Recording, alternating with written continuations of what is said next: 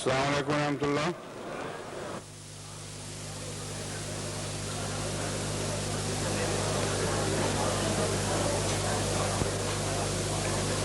اشہد ان لا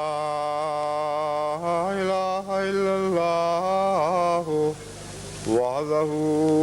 لا شریک لہ واشہد ان محمدا عبدہ ورسولہ.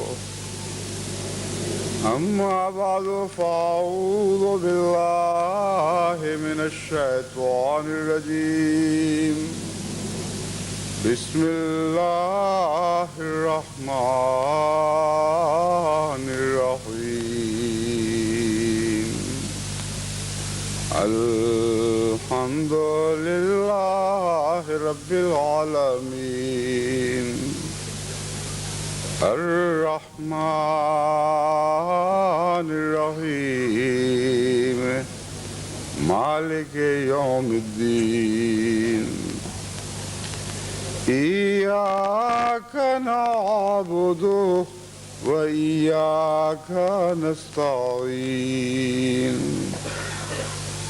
اهدنا الصراط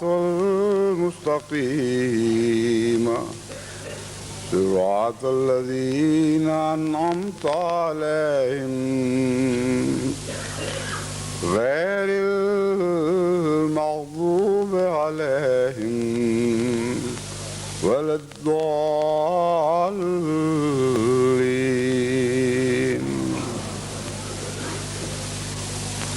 رب هب لي من الصالحين. فبشرناه بغلام حليم. فلما بلغ معه السعي قال يا بني إني أرى في المنام أني أذبحك فانظر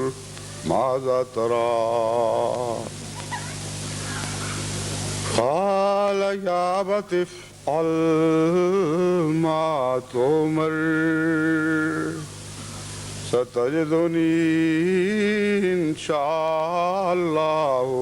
من الصابرين. فلما أسلما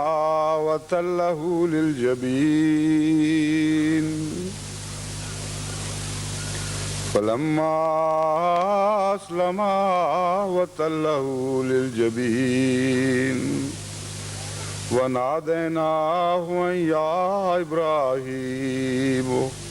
قد صدقت الرؤيا إنا كذلك نجزي المحسنين. إن هذا لهو البلاء المبين وفديناه بذبح عظيم وتركنا عليه في الآخرين. سورہ صافات آیات 101 تا 109. ان آیات کریمہ میں جس واقعہ کا ذکر ہے، حج کے موقع پر اسی واقعہ کے نتیجے میں پیدا ہونے والے واقعات کو یاد کے طور پر دہرایا جاتا ہے، اور اس یاد کو خدا تعالیٰ نے ہمیشہ کے لیے زندہ کر دیا ہے، کیونکہ خدا کے دو پاکیزہ بندوں کی ایک ایسی قربانی تھی جس کی مثال دنیا میں کم دکھائی دیتی ہے. بظاہر تو شاید دکھائی دے، کیونکہ انسانی قربانی کا رواج اس سے بہت پہلے سے چلا آ رہا تھا، لیکن جس خلوص اور جس تقویٰ کے ساتھ ایک مقدس باپ اور اس کے مقدس بیٹے نے خدا کے حضور سر تسلیم خم کیا ہے اور کامل رضا و رغبت کے ساتھ اس کی رضا کے سامنے اپنی رضا کو قربان کر دیا، یہ ایک ایسا واقعہ ہے جس کی نظیر دنیا کے پردے پر اور کہیں دکھائی نہیں دیتی، اور یہ ایک ہی واقعہ ہے جس کو قرآن کریم نے تاریخ عالم میں سے ہمیشہ کے لیے زندہ رکھنے کے لیے چنا اور نہایت ہی پردرد انداز میں اس کا ذکر فرمایا۔ اللہ تعالیٰ فرماتا ہے کہ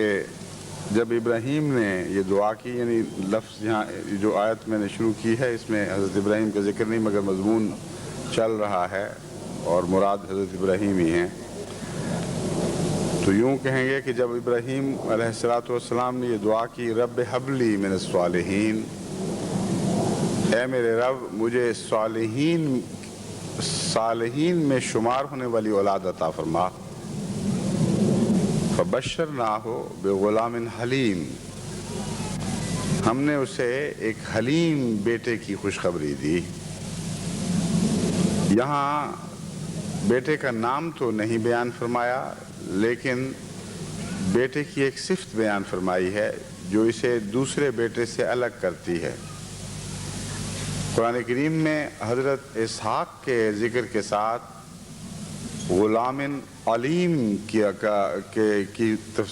کا ذکر ملتا ہے، یعنی صفت علیم کے ساتھ حضرت اسحاق کا نام بیان ہوا ہے، اور حضرت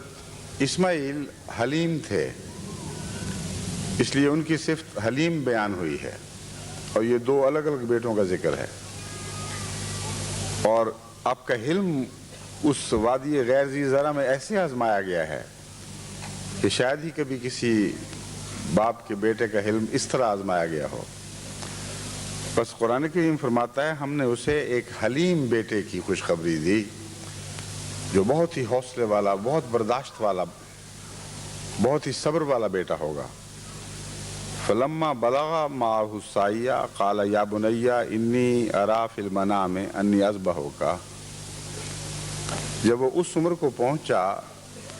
کہ اپنے باپ کے ساتھ دوڑنے پھرنے لگا، یہ عمر عموماً 7 سے لے کر 11-12 سال تک شمار کی جا سکتی ہے، کہ جب بیٹا باپ کے پیچھے پیچھے یا ساتھ ساتھ نسبتاً تیز قدموں کے ساتھ دوڑتا ہے اور کوشش کرتا ہے۔ فرمایا اس وقت جب اس عمر کو پہنچ گیا تو باپ نے بیٹے سے کہا یا بنیا انی اری فی المنام انی اذبحک، کہ میں خواب، اس کا ترجمہ جو تفسیر صغیر میں درج ہے وہ یہ ہے، اے میرے بیٹے میں نے تجھے خواب میں دیکھا ہے کہ گویا میں تجھے ذبح کر رہا ہوں، اور عموماً تراجم میں یہی ترجمہ ملتا ہے کہ میں نے خواب میں دیکھا، لیکن یہاں جو عربی کے الفاظ استعمال ہوئے ہیں وہ رائے تو نہیں ہیں بلکہ ارا ہیں۔ اس کے برعکس سورہ یوسف میں جہاں حضرت یوسف اپنی خواب اپنے باپ سے بیان کرتے ہیں، وہاں انی رأیت 11 کوكباً کے الفاظ ہیں کہ اے میرے باپ میں نے خواب میں دیکھا۔ جب ارا کے لفظ استعمال ہوتے ہیں تو اس سے ایک اور مضمون ذہن میں ابھرتا ہے کہ میں یہ خواب دیکھتا ہوں، اور بعید نہیں کہ یہ اس لیے استعمال کیے گئے ہوں ارا کے الفاظ کہ یہ خواب بار بار حضرت ابراہیم نے دیکھی ہو سکتا ہے اس رویا کے نتیجے ہی میں آپ نے وہ وادی غیر ذی زرع کا سفر اختیار فرمایا اور ایک رنگ میں اس رویا کو پورا کر دیا ہو، اور پھر مسلسل بار بار یہ خواب دکھلائی جاتی رہی ہو، جس سے آپ کے دل میں یہ شبہ پیدا ہوا کہ شاید میں نے اس خواب کو من و ان پورا نہ کر کے اللہ تعالیٰ کے مفہوم منشا کو پوری طرح قبول نہیں کیا۔ بس ارا کے لفظ سے میں یہ سمجھتا ہوں کہ یہ خواب، یہ رویا ایک مرتبہ نہیں بلکہ کئی مرتبہ دکھائی گئی ہوگی۔ بہرحال جب بیٹے کو مخاطب کرتے ہیں تو یا بنیہ کے الفاظ ہیں، اے میرے بہت پیارے بیٹے، میں خواب میں یہ دیکھتا ہوں کہ میں تجھے ذبح کر رہا ہوں، فانظر ماذا ترى، بس بتا تو صحیح کہ تیرا کیا خیال ہے، کیا ہونا چاہیے؟ قال یا ابت افعل ما تؤمر، اس نے جواب دیا،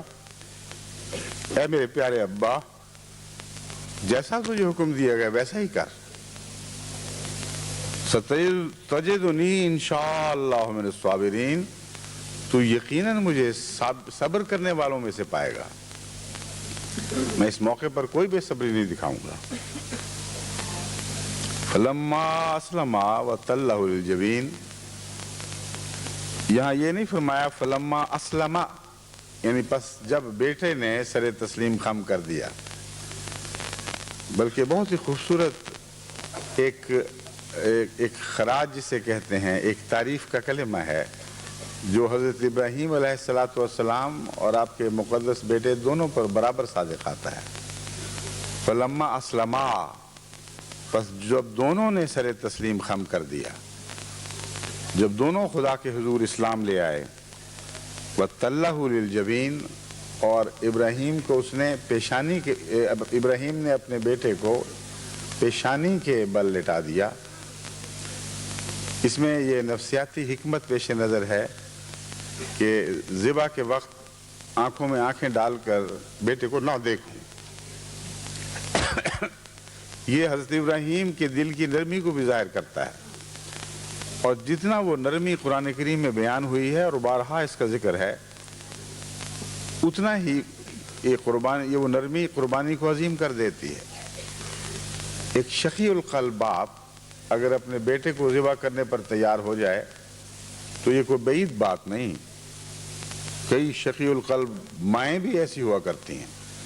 جو اپنے بچوں کے سر دیواروں کے ساتھ ٹکرا کر پھاڑ دیتی ہیں، اور ایسے واقعات آج کل بھی یورپ اور امریکہ میں بالعموم رونما ہوتے رہتے ہیں۔ مگر قرآن کریم سے حضرت ابراہیم علیہ السلام کے دل کی جو کیفیت بیان ہوئی، قرآن کریم میں حضرت ابراہیم علیہ السلام کے دل کی جو کیفیت بیان ہوئی ہے، اسے پتہ چلتا ہے آپ بے حد نرم دل تھے، بہت ہی رقیق القلب تھے۔ بس اس آیت نے یہ بھی اس بات کی بھی مزید تصدیق فرمائی ہے کہ سامنے لٹا کر دیکھ نہیں سکتے تھے، اس لیے پیشانی کے بل لٹایا تاکہ بیٹے کو بھی تکلیف نہ ہو، اس کو نہ پتہ لگے کہ کب چھری پھیری جائے گی۔ فرمایا اس وقت نادیناہ ان یا ابراہیم قد صدقت الرؤیا، تب ہم نے ابراہیم کو پکار کر کہا، اے ابراہیم تو نے تو اپنی رویا پوری کر دی ہے، تو پوری کر چکا ہے۔ قد صدقت الرؤیا کا مطلب ہے تو پہلے ہی یہ خواب پوری کر چکا ہے۔ بس اس سے بھی پتہ چلتا ہے کہ اس سے پہلے، یعنی سفر اختیار کرنے سے پہلے بھی حضرت ابراہیم علیہ السلام نے ایک رویا دیکھی ہوگی، اس کی تعبیر کی، اور چونکہ حضرت ابراہیم علیہ السلام کا ضمیر بہت منور تھا، غیر معمولی طور پر روشن تھا، اس لیے آپ نے یہی تعبیر کی ہوگی کہ خدا تعالیٰ باپ سے بیٹے کی ظاہری قربانی نہیں لینا چاہتا، بلکہ مراد یہ ہے کہ اس کو قربان کرو، میری راہ میں فدا کر دو، میری راہ میں وقف کر دو۔ بس جب آپ حضرت اسماعیل کی والدہ اور حضرت اسماعیل کو لے کر وادی غیر ذی زرع بے آب و گیاہ وادی میں چھوڑنے کے لیے روانہ ہوئے تو وہ خواب دراصل اسی وقت پوری ہو چکی تھی، لیکن بعد میں پھر دکھائی جاتی رہی ہے۔ یہ کیوں ایسا ہوا؟ میں سمجھتا ہوں کہ دراصل لفظ اسلما میں اس حقیقت کو سمجھنے کا راز ہے، کی کنجی ہے۔ خدا تعالیٰ صرف حضرت ابراہیم علیہ السلام کے اسلام کی عظمت کو بیان نہیں کرنا چاہتا تھا، بلکہ حضرت اسماعیل علیہ السلام کو بھی اس عظیم قربانی میں پوری طرح شامل کر کے ہمیشہ کے لیے آپ کے اسلام کی بھی تصدیق فرمانا چاہتا تھا، کیونکہ حضرت اسماعیل علیہ السلام کی پشت سے وہ نسل جاری ہوئی جس پہ بالآخر حضرت سید ولد آدم حضرت اقدس محمد مصطفیٰ صلی اللہ علیہ وآلہ وسلم نے پیدا ہونا تھا۔ بس صرف ابراہیم علیہ السلام کی غیر معمولی تسلیم و رضا کی صفت بیان کرنا کافی نہیں تھا، اور محض ابراہیم کی آزمائش کافی نہیں تھی، اس بیٹے کی خصوصیت کے ساتھ آزمائش بھی ضروری تھی، جس کی نسل سے سب سے زیادہ تسلیم و رضا کا بندہ جو مجسم تسلیم و رضا تھا، یعنی محمد مصطفیٰ صلی اللہ علیہ وآلہ وسلم، اس بندے نے پیدا ہونا تھا۔ بس اس لحاظ سے میں سمجھتا ہوں کہ ارا کا لفظ بتاتا ہے کہ یہ رویا پھر بھی دکھائی جاتی رہی۔ وہ اللہ تعالیٰ جانتا تھا کہ ابراہیم نے یہ رویا پوری کر دی، مگر اس رویا پوری کرنے میں ابھی اسماعیل کا کوئی حصہ نہیں تھا۔ حضرت اسماعیل تو اپنی باپ کی رضا کے تابع ایک پاکیزہ زندگی گزار رہے تھے، لیکن اس آزمائش میں ساتھ شامل نہیں تھے۔ یہ نہیں کہا جا سکتا تھا فلما اسلما، کہ جب ان دونوں نے سر تسلیم خم کیا۔ بس اس رویا کے دکھائے جانے سے اور بار بار دکھائے جانے سے حضرت ابراہیم علیہ السلام کے دل میں یہ خلش پیدا ہوئی کہ شاید میں ابھی اس رویا کو پورا نہیں کر سکا۔ چنانچہ آپ نے انتظار فرمایا یہاں تک کہ بچہ بڑا ہو جائے اور اس قابل ہو جائے کہ اپنا فیصلہ خود کر سکے۔ یہ بھی نبوت کی کا نور فراست ہے کہ ابراہیم علیہ السلام کو خصوصیت سے جو عطا کیا گیا تھا، آپ جانتے تھے کہ قربانی کا حکم ابراہیم خود مجھے یعنی ابراہیم کو ہے، لیکن انسان یہ حق نہیں رکھتا کہ کسی اور انسان کی جان کی قربانی پیش کرے، خواہ وہ اپنا بیٹا ہی کیوں نہ ہو۔ یہ وہ مضمون ہے جس کو پیش نظر رکھ کر جماعت احمدیہ میں وقف کا نظام جاری ہوا ہے، اور یہ اصرار کیا جاتا ہے کہ محض باپ کا یا ماں کا یا دونوں کا اپنی اولاد کو وقف کرنا کافی نہیں۔ یہ سارے واقفین نو بچے جب بڑے ہوں گے، جب بلوغت کی عمر کو پہنچیں گے، جو اسماعیل علیہ السلام کی عمر کے مشابہ ہوگی، تو پھر ان سے پوچھا جائے گا۔ اگر کامل رضا اور رغبت کے ساتھ انہوں نے سر تسلیم خم کیا اور اپنے ماں باپ کی قربانی میں شامل ہوئے تو پھر ان کا وقت قبول ہوگا۔ یہ وہ دوسری منزل ہے جو اکثر بچوں کی زندگی میں ابھی آنے والی ہے۔ اللہ تعالیٰ سب کو یہی توفیق عطا فرمائے کہ وہ اپنے ماں باپ کی طرح خدا کے حضور سر تسلیم خم کر سکیں۔ بس یہ وہ مضمون ہے جس سے پتہ چلتا ہے کہ ابراہیم علیہ السلام نے رویا پوری کرنے کے باوجود اور پوری شرح صدر سے رویا پوری کرنے کے باوجود کیوں دوبارہ یہ بات چھیڑی۔ پہلے میرا خیال تھا کہ شاید حضرت ابراہیم علیہ السلام کے دل میں یہ خلش ہو کہ میں نے کہیں یہ بات ٹال نہ دی ہو۔ وادی غیر ذی ذرہ میں اپنے معصوم بچے کو اور اس کی والدہ کو چھوڑ کر میں نے یہ سمجھ لیا کہ میں نے رویا پوری کر دی، لیکن شاید نہ پوری کی ہو۔ لیکن یہ حضرت ابراہیم علیہ السلام کی تسلیم و رضا کی صفت کی عظمت کے منافی بات ہے۔ بعد میں نے غور کیا تو مجھے سمجھ آئی کہ یہ ہو نہیں سکتا کہ حضرت ابراہیم علیہ السلام نے کوئی ایسا فعل خدا کی رضا کی خاطر کیا ہو جس کے بارے میں خود وہ شک رکھتے ہوں کہ شاید میں نے پورا کر دیا یا نہ کیا۔ بس رویا کی تکرار ہے جس نے اس مضمون کی طرف اشارہ کیا ہوگا۔ ایک ہی رویا 2 بار یا 3 بار یا زائد بار دکھائی گئی ہے، جس پر وہ کہتے ہیں انی ارا، میں ایک رویا دیکھتا ہوں، اور وہ یہ ہے۔ اس بار بار کے نظارے نے آپ کو مجبور کیا ہے یہ سوچنے پر کہ میں نے تو پوری شرح صدر کے ساتھ، پوری رضا و رغبت کے ساتھ اس رویا کا پیغام پورا کر دیا تھا جو مجھے بھیجا گیا، لیکن پھر بھی کوئی بات رہ گئی ہے۔ شاید میرا یہ فیصلہ درست نہیں ہے کہ خدا تعالیٰ انسان کی نفسی قربانی یعنی اس کے انسان کی بدنی قربانی لینا بند فرما چکا ہے۔ پرانے زمانوں میں اس کا ذکر ملتا تھا لیکن معلوم ہوتا ہے ابراہیم علیہ السلام کے وقت ضمیر پر یہ بات واضح تھی کہ اب انسان کی بدنی قربانی کا زمانہ ختم ہو چکا ہے. تو یہ شک ان کو گزرا پھر کہ رویا جو بار بار دکھائی جا رہی ہے تو ہو سکتا ہے بدنی قربانی ہی مراد ہو. لیکن اس کے باوجود یقین رکھتے تھے کہ یہ ناممکن ہے کہ ایک باپ کو خدا تعالیٰ اپنے بیٹے کو ذبح کرنے کی اجازت دے جب تک اس بیٹے کی مرضی شامل نہ ہو. اور مرضی کے شامل ہونے کا پتہ بہت بچپن میں نہیں لگ سکتا. چھوٹا معصوم بچہ اپنے بارے میں کیا فیصلہ کر سکتا ہے؟ بس معلوم ہوتا ہے کہ ابراہیم علیہ السلام نے انتظار فرمایا ہے کہ حضرت اسماعیل اس عمر کو پہنچ جائیں جو بلوغت کی سرحد پر ہوتی ہے یا بلوغت کی عمر کو پہنچ چکے ہوں گے اور یہ فیصلہ کر سکتے ہوں گے کہ ہاں میں اپنی زندگی خدا کی راہ میں پیش کر دوں. اور جب یہ واقعہ ہوا تب اللہ نے فرمایا اسلما. دیکھو یہ دونوں بندے خدا کے حضور جھک گئے اور کامل رضا کے ساتھ جھک گئے, اپنا سب کچھ اپنے رب کے حضور پیش کر دیا. تب وہ رویا اپنی پوری شان کے ساتھ پوری ہوئی ہے. بس جب بعد میں اللہ تعالیٰ یہ فرماتا ہے قد صدقت رویا, تو اس کا مطلب یہ ہے کہ تو ہر پہلو سے اس رویا کو پورا کر گیا ہے. ایک وہ وقت تھا جب تو نے ہجرت کی, اس وقت بھی تو نے رویا کو پورا کر دیا. اور ایک اب وقت ہے جب ظاہری طور پر تو بھی تیار ہوا اور تیرا بیٹا بھی اس قربانی کے لیے تیار ہوئے,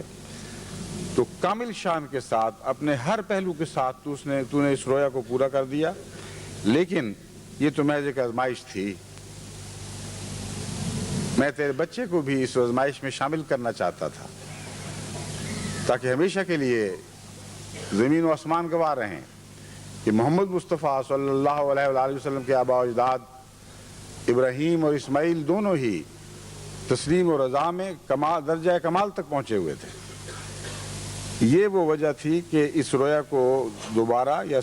بار بار دکھایا گیا اور ابراہیم علیہ السلام نے اپنے بیٹے کی رضا کے مطابق اس کو اپنے ساتھ شامل کرتے ہوئے پھر قربانی کا فیصلہ کیا ہے. پھر اللہ تعالیٰ نے اس قربانی کو ٹال دیا اور بیان کیا جاتا ہے کہ ایک مینڈھا جو جنگلی مینڈھا تھا وہ قریب کی ایک جھاڑی میں پھنس گیا, کیونکہ جنگلی مینڈوں کے بعض دفعہ بل کھائے ہوئے بڑے بڑے سینگ ہوتے ہیں اور ان کا جھاڑی میں پھنسنا کوئی بعید بات نہیں. بارہا ایسا دیکھا گیا ہے کہ وہ جھاڑیوں میں پھنس جاتے ہیں. تو وہ مینڈھا خدا کی تقدیر سے ادھر ہانگ کر لایا گیا اور اس جھاڑی میں پھنس گیا. تب خدا نے حضرت ابراہیم کو مخاطب کر کے فرمایا کہ دیکھو یہ مینڈھا ہے اس قربانی کے لیے, اور ظاہری طور پر اگر تم کچھ کرنا چاہتے ہو تو اس مینڈے کو قربان کر دو. اس سلسلے میں پہلے بھی یہ ذکر کر چکا ہوں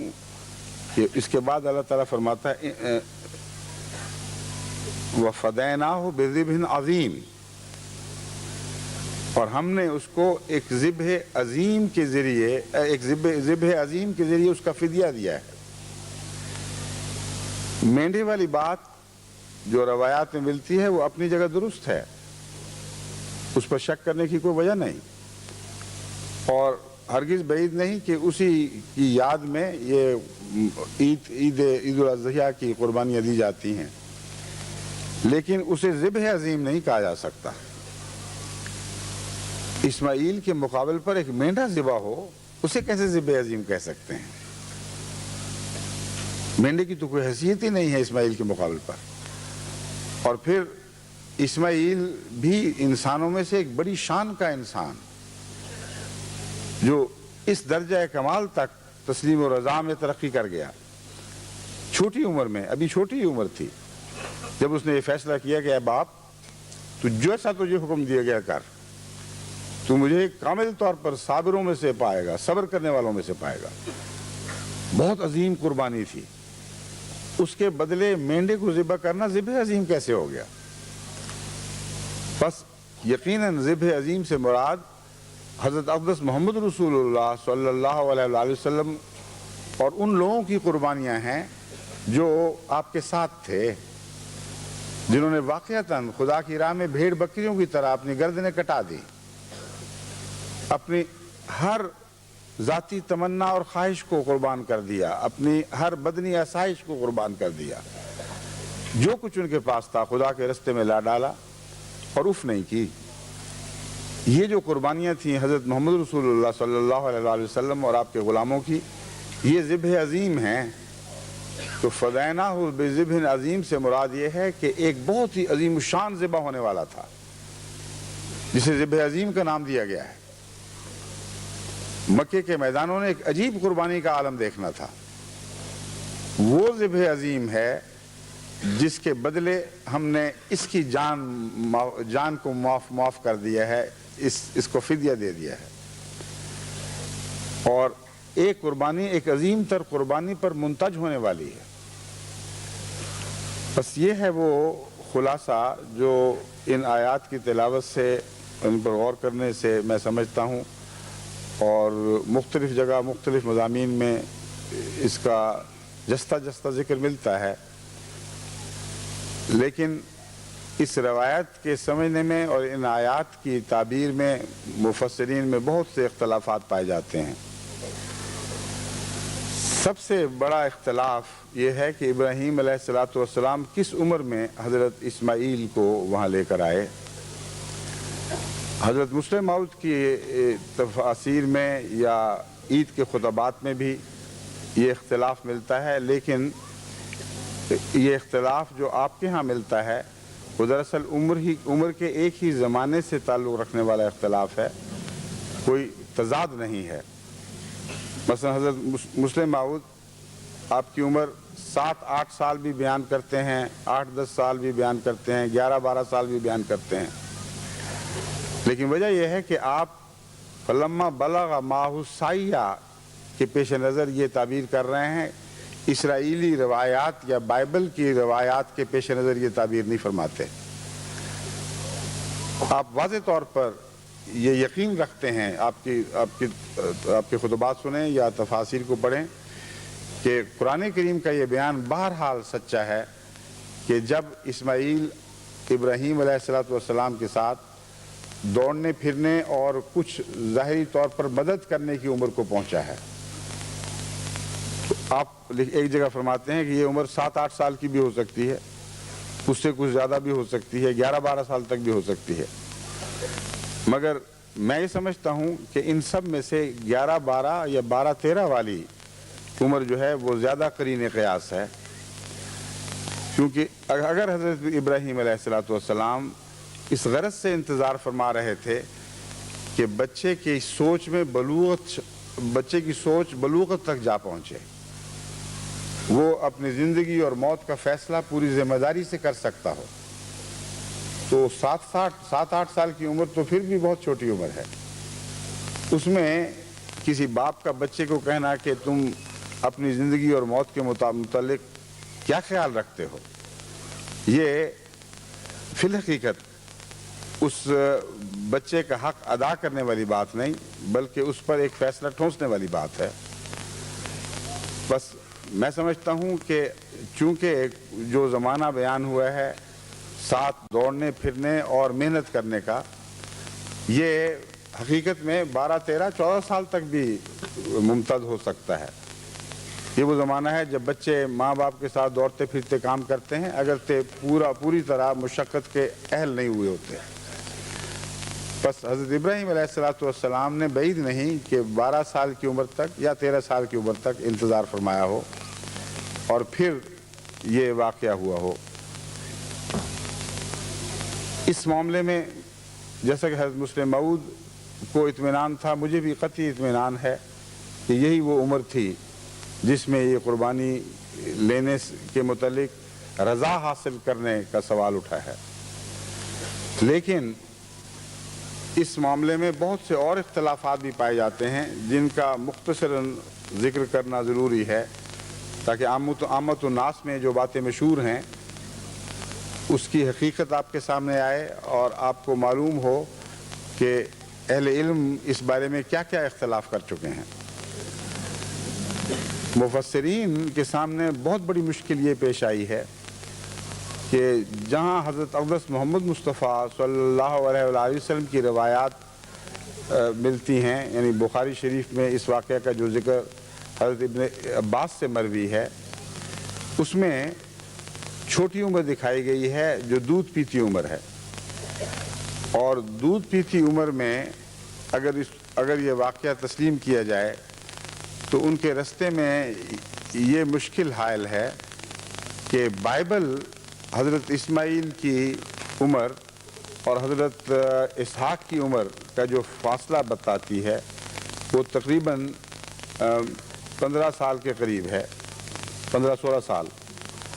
اور بائبل سے یہ پتہ چلتا ہے کہ یہ واقعہ حضرت اسحاق کی پیدائش کے بعد ہوا ہے، یعنی حضرت اسماعیل کا اور ان کی والدہ کا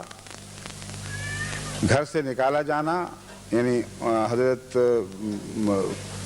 حاجرہ کی طرف، حضرت سائرہ کی طرف سے گھر سے نکالا جانا، یہ اس وقت ہوا ہے جب حضرت سائرہ کے ہاں اپنا بیٹا اسحاق پیدا ہو چکا تھا، اور بائبل سے پتہ چلتا ہے کہ اس وقت جب جشن منایا گیا اس کی خوشی میں، تو حضرت اسماعیل باہر ہنس کھیل رہے تھے، اور حضرت حاجرہ کو حضرت سائرہ کو یہ بات بہت بری لگی، اور آپ نے حضرت ابراہیم سے شکوہ کیا کہ یہ دیکھو یہ ٹھٹھے کر رہا ہے، اور میں برداشت نہیں کر سکتی کہ یہ بھی ہم اسی گھر میں رہے۔ اس لیے بائبل کی روح سے جو واقعہ ہے وہ اس نوعیت کا ہے کہ احادیث کے ساتھ مطابقت نہیں رکھتا۔ مفسرین نے بائبل کے واقعات کو درست تسلیم کرتے ہوئے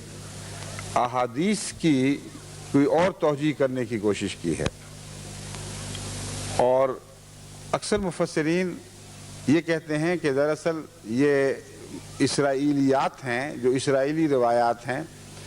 جو ابن عباس نے بیان کی ہیں، اور یہ روایات مرفوع نہیں ہیں، یعنی بخاری میں جو روایت حضرت عباس نے بیان فرمائی ہے وہ حضرت اقدس محمد رسول اللہ صلی اللہ علیہ وآلہ وسلم تک مرفوع نہیں ہے، بلکہ الفاظ ایسے مبہم ہیں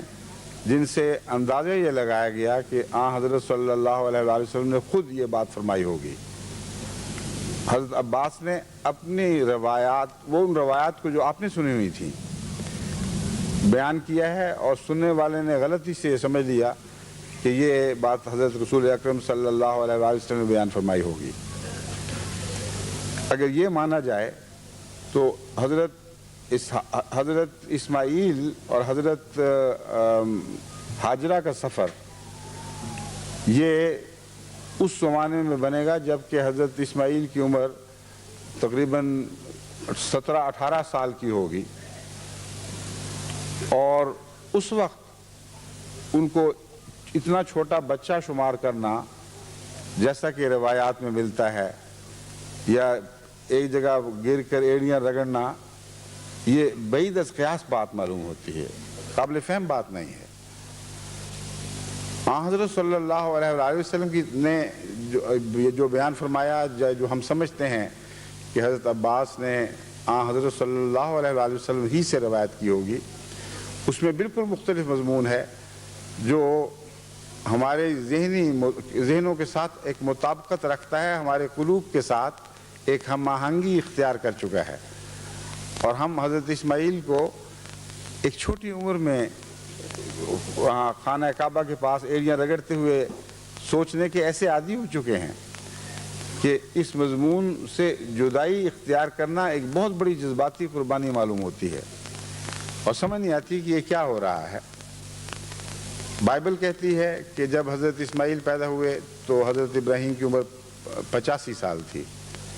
بائبل کہتی ہے جب حضرت اسحاق پیدا ہوئے تو حضرت ابراہیم کی عمر 100 برس تھی، تو 15-16 برس تک تو وہ وہیں رہے۔ اس لیے اس کا حل کیا ہے؟ اول بات تو یہ آپ کو پیش نظر رکھنی چاہیے کہ بائبل نے جو تاریخیں بیان کی ہیں اور عمریں بیان کی ہیں، یہ اتنی ناقابل اعتماد ہیں اور اتنا ان میں مبالغہ پایا جاتا ہے کہ کسی روایت کو، خواہ وہ مرفوع ہو یا غیر مرفوع ہو، ان واقعات کی روشنی میں غیر حقیقی سمجھنا جو بائبل نے بیان کی ہیں، یہ درست طرز عمل نہیں ہے۔ یہ غیر محققانہ طریق ہے، کیونکہ اگر بائبل کی بیان کردہ انبیاء کی عمروں کو آپ سچ سمجھ لیں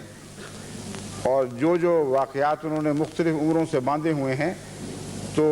سارے تاریخ انسانی میں ایک افراتفری کا عالم پیدا ہو جائے گا۔ اس کی وجہ یہ ہے کہ میں نے ایک دفعہ حساب لگا کر دیکھا، حضرت آدم سے لے کر حضرت نوح تک جو عمریں بیان ہوئی ہیں وہ ایسی حیرت انگیز عمریں ہیں کہ معلوم ہوتا ہے کہ اکثر نبی ایک ہی زمانے میں زندہ ہیں، جو 800 700 سال تک عمر پاتے ہیں اور 100 سال کے بعد بیٹا پیدا ہو جاتا ہے اور وہ نبی بن جاتا ہے، اور پھر اس کے 150 سال کی عمر میں ایک بیٹا پیدا ہو جاتا ہے، وہ نبی بن جاتا ہے، اور پھر ان کے انکار ہو رہے ہیں۔ تو یوں معلوم ہوتا ہے کہ ہر نبی نہ صحیح 5-7 نبی ایک وقت میں زندہ تھے، ان کے زمانوں ہی میں شرک بھی پیدا ہوئے، ان کی زمانوں میں ہی نئی نبوت کی ضرورت محسوس ہوئی۔ عجیب و غریب افراتفری کا عالم ہے۔ پھر میں نے دیکھا کہ حضرت نوح کا جو طوفان آیا ہے، اس وقت تک بائبل کی بیان کردہ عمروں کے لحاظ سے آپ کے دادا کو زندہ ہونا چاہیے تھا۔ اگر طوفان نوح کے وقت حضرت نوح کے دادا زندہ تھے تو اس بیچارے معمر بزرگ کو کیوں پیچھے چھوڑ دیا؟ ان کا تو کہیں ذکر نہیں ملتا کہ کشتی میں ان کو بھی سوار کیا گیا ہو۔ کیا وہ بزرگ دادا آپ کے منکرین میں داخل ہو گئے تھے؟ بس بائبل کی تاریخوں کو اتنی اہمیت دینا، جبکہ 100% قطعیت کے ساتھ ہم کہہ سکتے ہیں کہ یا بائبل کے بیان کو لوگوں نے سمجھا نہیں اور عمروں سے کچھ اور مراد ہے، زمانے مراد ہوں گے، یا وہ روایتیں قطعاً جھوٹی اور فرضی ہیں، ان کا خدا تعالیٰ کے کلام سے کوئی تعلق نہیں ہے۔ لکھنے والوں نے اپنی طرف سے لمبی لمبی عمریں لکھنی شروع کی اور لکھنے والے ایک دوسرے پر اس معاملے میں سبقت لے جانے لگے۔ بس اس پس منظر میں حضرت ابراہیم کی جو عمر بیان کی گئی ہے کہ 85 سال میں فلاں بیٹا پیدا ہوا یا 100 سال میں فلاں بیٹا پیدا ہوا، اور حضرت حاجرہ کی عمر اتنی تھی اور حضرت سائرہ کی عمر اتنی تھی، یہ ساری باتیں ایک فرضی باتیں، ناقابل اعتماد باتیں دکھائی دیتی ہیں، ورنہ پھر بائبل کی باقی تاریخوں کو بھی اسی طرح سنجیدگی سے صحیح قبول کرنا پڑے گا۔ بس قرآن اور حدیث کے قطعی بیانات کے سامنے ان روایتوں کو اہمیت دینا اور ان کے نتیجے میں احادیث کی دوسری تشریحیں کرنا میرے نزدیک درست نہیں ہے۔ قطعی بات یہ ہے کہ قرآن کریم نے جب یہ فرمایا ہے کہ جب وہ اس عمر کو پہنچا، تو وہ عمر جیسا کہ میں نے بیان کی ہے ایک خاص عمر بنتی ہے، اس سے پہلے آپ ہجرت کر چکے تھے۔ رویا کا جس طرح مضمون بیان فرمایا ہے اس سے بھی معلوم ہوتا ہے کہ اس سے پہلے آپ ہجرت کر چکے تھے۔ یہ جو بتایا گیا ہے کہ حضرت سائرہ کو رقابت اس وقت پیدا ہوئی جب اپنا بیٹا پیدا ہو چکا تھا، اس وقت ان سے جھگڑا کیا اور نکلنے کا حکم دیا، یہ روایت بھی معقول نظر نہیں آتی۔ اصل جب ایک ماں کی گود بھر جاتی ہے اس وقت وہ سوکن کے خلاف نہیں بھڑکا کرتی، اس وقت اس کے دل میں نرمی پیدا ہو جاتی ہے۔ انسانی فطرت کا تقاضا ہے کہ جب ایک ماں کی گود خالی ہو اور اس کی سوکن کی گود بھری ہو تب وہ جیلس ہو، تب اس میں رقابت بھڑکے۔ بس ہرگز بعید نہیں کہ اصل واقعہ یوں ہوا ہو کہ حضرت ابراہیم علیہ السلام کے ہاں جب خدا نے پہلا بیٹا عطا فرمایا حضرت اسماعیل، اس وقت حضرت سائرہ کو شدید تکلیف پہنچی ہے، حالانکہ حضرت سائرہ کی اجازت سے حضرت ابراہیم علیہ السلام نے شادی کی تھی، اور وہ اس قدر شدت اختیار کر گئی ہے کہ حضرت اسماعیل ابھی چھوٹے تھے کہ آپ کو وہ وہاں سے نکلنا پڑا۔ بس ایک اور روایت بائبل کے بیان سے میں یہ بھی اشارہ ملتا ہے کہ واقعتاً چھوٹی عمر میں ہی ایسا ہوا ہے، کیونکہ جو روایت ہے اس سے پتہ چلتا ہے کہ حضرت ابراہیم علیہ السلام نے مشکیزے کے ساتھ بیٹا بھی ماں کو تھما دیا ہے، گویا ماں نے وہ بیٹا اٹھایا ہے۔ اس کے بعضوں نے یہ ترجمہ کیا ہے کہ اٹھانے کی ضمیر صرف مشکیزے کی طرف جاتی ہے، لیکن عبارت اس نوعیت کی ہے کہ اس سے پتہ چلتا ہے کہ بیٹے کو بھی گود میں تھمانے کا مضمون نکلتا ہے، بلکہ اغلب یہی ہے۔ تو بائبل خود اپنے بیانات کے ساتھ متضاد ہے، اس کے مخالفانہ بیان بھی دیتی ہے۔ بہرحال یہ ایک ایسا مضمون ہے جس کے متعلق میں جماعت کے محققین کو دعوت دینا چاہتا ہوں کہ اس بارے میں تحقیق کریں اور مزید تحقیق کریں۔ حضرت ابن عباس کی روایت کو جو بخاری میں درج ہے، اس کو اسرائیلیات کہہ کر رد کرنا بہت بڑی جرت ہے، بہت بڑا فیصلہ ہے۔ میں ایسی جرت نہیں رکھتا جب تک قطعی طور پر شواہد سے ثابت نہ ہو کہ یہ بات حضرت صلی اللہ علیہ وآلہ وسلم کہہ ہی نہیں سکتے تھے، یہ قطعی طور پر شواہد کے خلاف ہے، اس وقت تک احادیث کی کوئی اور تفسیر کرنے کی کوئی ضرورت نہیں ہے۔ اس لیے جماعت کے محققین کو چاہیے کہ پتہ تو کریں کہ جب کہا جاتا ہے اسرائیلیات، تو کون سی اسرائیلیات ہیں جن کے متعلق کہا جاتا ہے کہ ان پر بنا کرتے ہوئے حضرت ابن عباس نے یہ روایت آن وسلم کی طرف منسوب کر دی، یا سننے والوں نے سمجھا کہ آپ نے منسوب کی ہے۔ واقعہ جو بھی ہوا ہو، اس کی روح وہی ہے جو ان آیات میں بیان فرما دی گئی ہے جو میں نے آپ کے سامنے رکھی ہے، کہ حضرت ابراہیم علیہ السلام کا جو بیٹا قربانی کے لیے چنا گیا وہ اسماعیل تھا، اور جیسا کہ دوسری آیات سے پتہ چلتا ہے،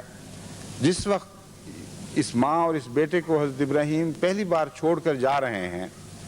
اس وقت آیات قرآنی سے بھی یہی استنباط ہوتا ہے کہ بچہ بہت چھوٹی عمر کا تھا،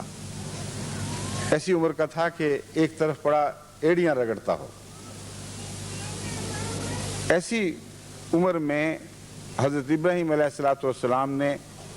ایک پہلو سے اسے قربان کر دیا، مگر قربانی کا جو پہلو باقی تھا اللہ تعالیٰ نے اس وقت تک انتظار کروایا جب تک کہ حضرت اسماعیل علیہ السلام کو بھی اس قربانی میں برابر باپ کا حصہ دار بنا دیا، اور جب برابر باپ کا حصہ دار بنا دیا پھر فرمایا فلما اسلما، کہ دیکھو یہ دونوں میرے بندے، باپ اور اس کا بیٹا، کس طرح میرے حضور کامل طور پر جھک گئے، کس طرح اپنا سب کچھ قربان کرنے کے لیے تیار ہو بیٹھے۔ بس اس میں ہمارے لیے سبق ہے کہ ہمیں بھی آج اسی قربانی کے دور کو دوبارہ اپنے اعمال میں زندہ کرنا ہوگا، اسی شان کے ساتھ اور اسی گہری روح کے ساتھ اور فراست کے ساتھ اپنے بیٹوں کو بچپن سے تیار کرنا ہوگا کہ جس قربانی کی آپ ان سے تمنا رکھتے ہیں وہ پوری طرح اس میں شامل ہوں، یہاں تک کہ آسمان سے ہر باپ اور بیٹے کے لیے یہ آواز بلند ہو فلما اسلما۔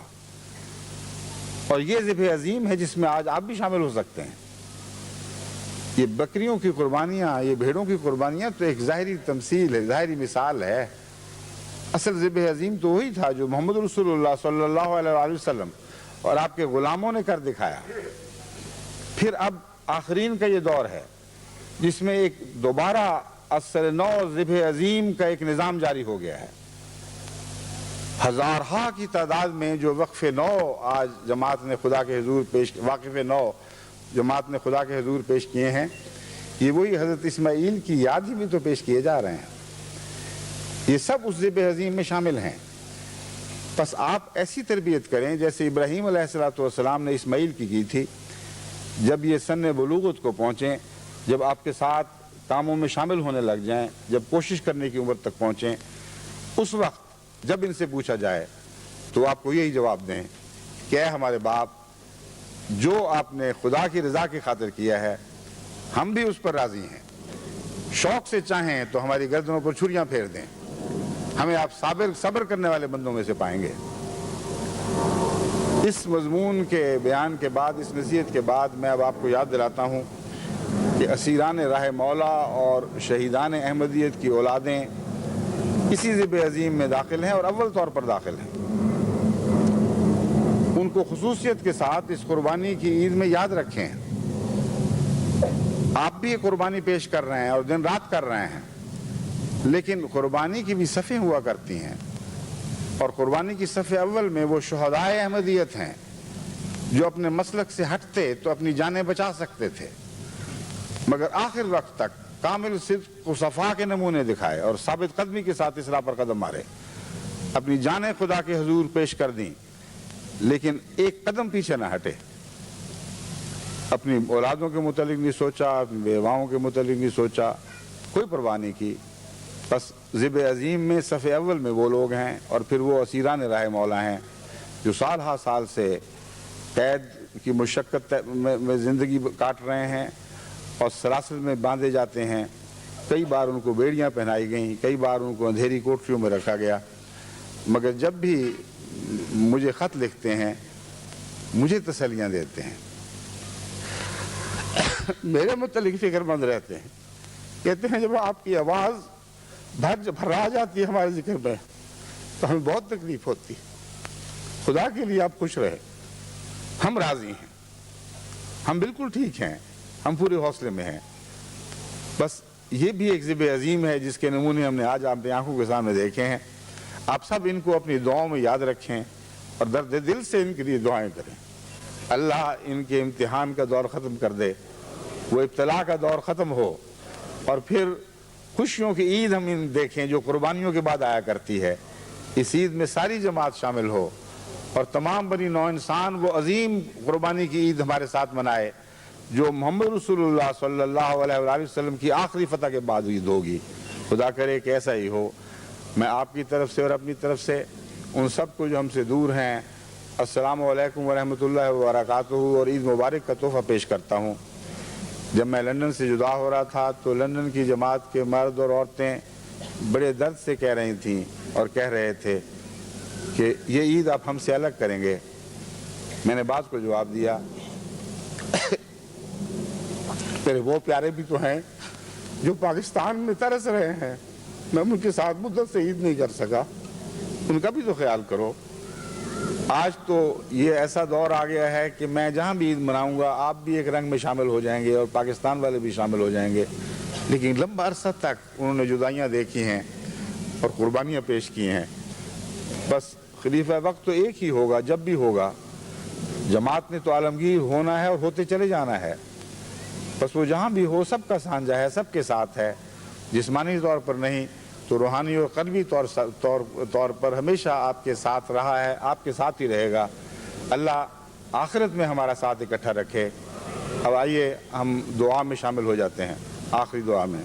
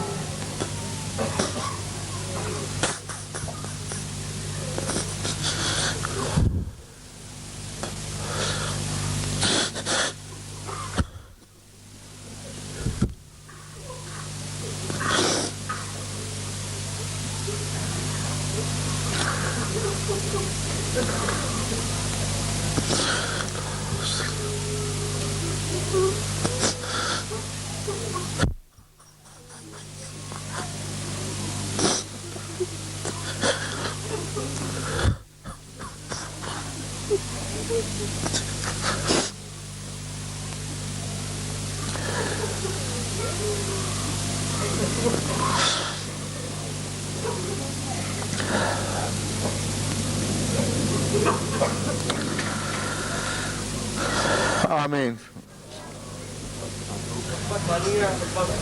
اچھا خطبہ ثانیہ رہتا ہے، وہ میں دعا پہلے کروا بیٹھا، اب میں خطبہ ثانیہ پڑھوں گا، اس کے بعد پھر ختم ہوگا یہ مضمون۔ اور میں آپ سب کو عید مبارک کہتا ہوں اللہ تعالیٰ آپ سب کی یہ عید بھی اور آئندہ بھی ساری عیدیں مبارک فرمائے، اور اس عید کے سبق ہمیں سمجھنے کی توفیق عطا فرمائے، اور ہماری آئندہ نسلوں میں بھی یہ سبق ہمیشہ عملی طور پر ان کی زندگی کا جز بن کر ہمیشہ باقی رہیں۔ بوسنیا کے متعلق آپ نے دیکھا ہے کس دردناک حالت میں وہ لوگ ہیں۔ کل یہاں تقریباً 4000 کے قریب بوسنین پہنچے ہوئے تھے، اور بہت ہی مفلوق الحال ہیں اس لحاظ سے کہ اپنا سب کچھ لوٹا کے آئے ہیں، لیکن بڑے صابر ہیں، اور ان میں بھی حلم کے آثار نظر آتے ہیں۔ بہادر قوم ہے، قربانیوں میں اپنے آپ کو خوشی سے آگے بڑھاتے ہیں، قربانیوں پیش کر چکے ہیں، مزید قربانیوں کی تمنا رکھتے ہیں۔ جب بھی ان کو کوئی اچھی چیز دی گئی ہے انہوں نے کہا ہمیں اس کی بجائے ہتھیار دو، گولیاں دو، کیونکہ ہم چاہتے ہیں کہ اپنے وطن پر قربان ہو جائیں، لیکن ہمارے پاس کوئی چیز نہیں ہے جس سے دفاع کر سکیں، اور ہمارے پاس کوئی گولی نہیں ہے، کوئی ہتھیار نہیں ہے۔ ایک دعا کا ہتھیار ہے جو سب ہتھیاروں سے بالا ہے، سب ہتھیاروں سے زیادہ طاقتور ہے۔ بس ان دعاؤں کے ہتھیاروں کے ذریعے ان کی مدد فرمائیں، اور بہت خصوصیت سے ان لوگوں کو دعا میں یاد رکھیں۔ آج احمدی کی دعا اگر ان کی شامل حال نہ ہو تو دنیا کی سب قوموں نے ان کو چھوڑ دیا ہے۔ ایک ہی سہارا ہے اور وہ ہماری دعا کا سہارا ہے، اس میں ان کو یاد رکھیں۔ اور جو قوائف اکٹھے کرنے کے لیے میں نے بار بار جماعتوں کو ہدایتیں دی تھیں، ابھی تک پوری طرح اس طرف متوجہ نہیں ہوئی۔ اب میں نے ذیلی تنظیموں کے سپرد یہ کام کیا ہے۔ میں امید رکھتا ہوں کہ سب دنیا میں جہاں جہاں بھی ہدایتیں پہنچی ہیں وہ اس طرح اعداد و شمار بوسنین کے متعلق اعداد و شمار جلد جلد اکٹھے کر کے مرکز کو بھجوائیں۔ اب میں خطبہ ثانیہ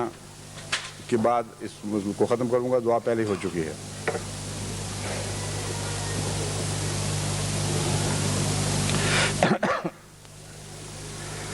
الحمدللہ نحمده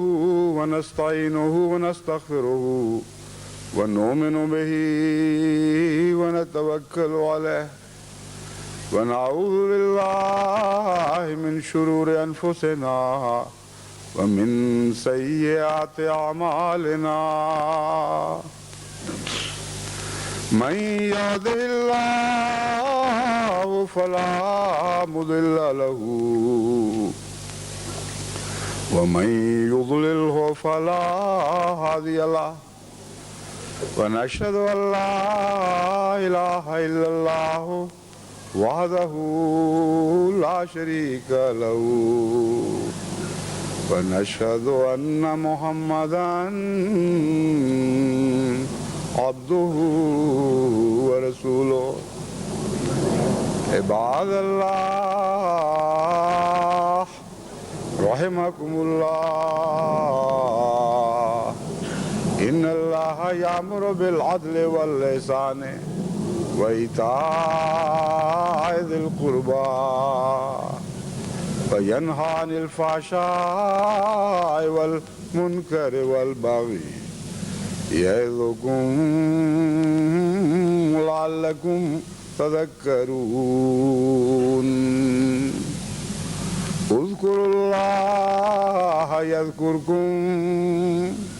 وادعوه يستجب لكم ولذكر الله أكبر۔